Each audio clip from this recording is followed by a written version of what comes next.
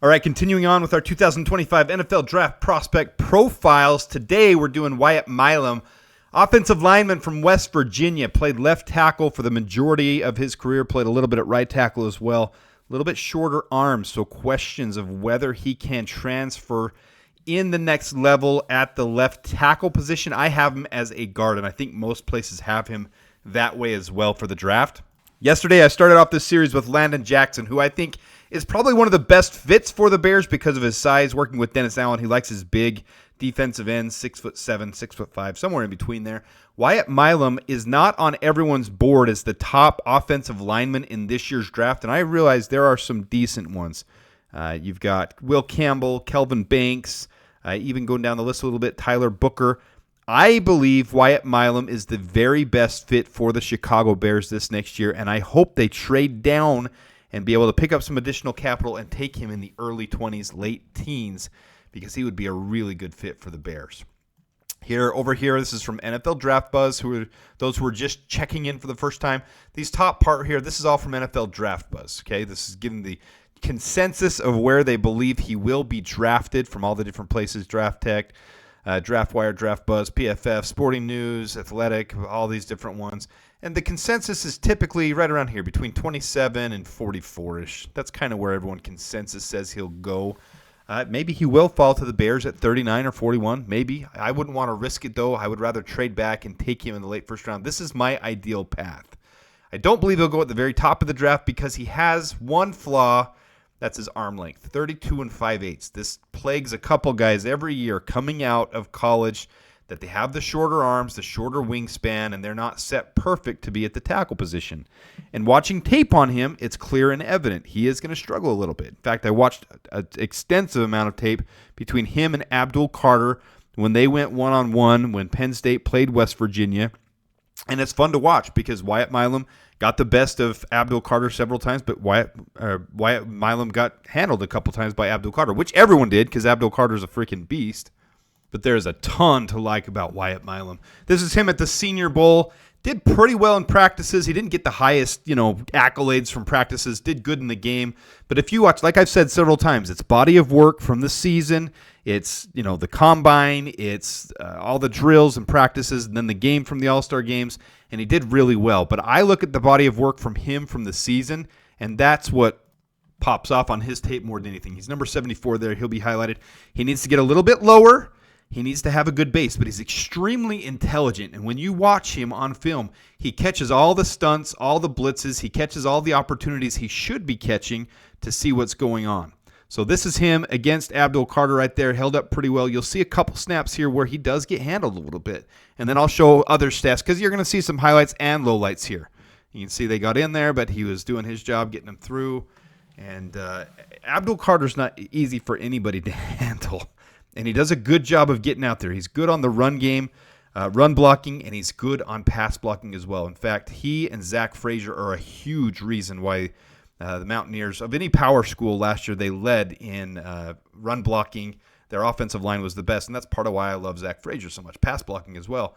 I wondered if Wyatt Milum would take a little bit of dip off this year, if he'd have a little bit of a struggle without Zach Frazier and some of those guys leaving, but he's played just as beastly this year. I mean, he's a true pancake guy. He will take guys through the whistle and manhandle them. So you see his grades here: 97% pass blocking, 94% run blocking, 0 sacks allowed in the last 3 years, and only 6 pressures this last year, 8 pressures the year before. Let me go back to the screen before this. So you see here without my markups on there, 6 pressures on 360 opportunities. That's 1 pressure every 60 snaps. That's freaking phenomenal. That's the same thing I showed you guys last year with Zach Frazier. So this is huge. The year before, 8 pressures on 306. Not even bad. It looks like these are worse, but they're not worse. This is still top in the league. All of college football, this is some of the top in the entire league. So I'll show you the stats here with him. So this is this last year alone. So I'm just taking the last year. So over the last 3 years, number 1 in the NCAA in no sacks allowed, obviously 0. But in his pass blocking, number 1 in all of college football, 92.6 grade. His run blocking, 5th in all of college football, 89.7 grade. And his overall offensive grade, number 1 in all of college football, a 91.1 grade. So he's a lot of fun to watch. The thing with him is, yeah, he's got a little shorter arms, so you'd plug him into left guard day one. And my comp for him is Tevin Jenkins. Similar story for Tevin Jenkins, coming into the league as a tackle and then shifting over to guard and really excelling at guard. And I think Wyatt Milum would be put at guard day one. But the nice thing is, a lot of you are concerned about Braxton Jones. If he does have an injury, if he has issues with his ankle repairing, if something happens, you can kick him out to tackle, and he still handles these really well. He handles his base really well. He handles all the pass rush really well, and he gets out on the run. So he's exactly what the Bears need. We've struggled with the run game, and he would handle the base just as well as Braxton Jones, I believe. Now, there's experience that comes with it, too. Braxton obviously has an edge there because of his experience, and this is him against Penn State. This is him. I saved this for the end. There's going to be a little low light here. You're going to see him get pushed in a little, but he still pushes his guy back and handles the situation. I think he does fine. There's going to be a player, too, like right here. Abdul Carter gets past him. He could have got called for a flag there.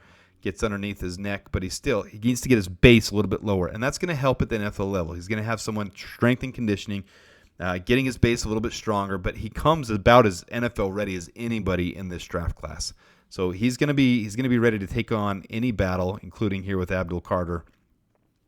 And there will be one where he gets beat right here by Abdul Carter. We'll watch this.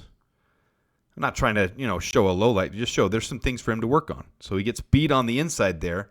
So there's opportunity for him to learn, but he handles stunts. He handles the vision of the field really well, and he's good size, and he slides, good leg technique, good slides, gets around pretty well. But you're facing, I'm just showing, I'm not trying to bash on him because obviously I like him. He's my top lineman prospect in this draft, but you're facing the number 1 defensive end in this entire class. And he stood toe-to-toe with him the entire game.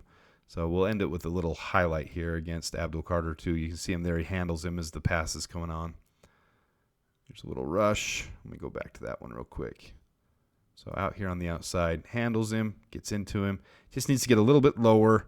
But you're facing Abdul Carter. I mean, he warded him off, did a good job. So I'm really impressed with Wyatt Milum. Obviously, high grades on paper and high grades when I watch the film, too. I'm super impressed with him. Let me know what you guys think about Wyatt Milum. Our second prospect we're highlighting, I have him going late teens. I haven't seen anybody else, that high. Maybe some of your mock draft simulators have him that high, but I have him going late teens. I would prefer the Bears to do a little trade down because I don't think anybody else has him that high there.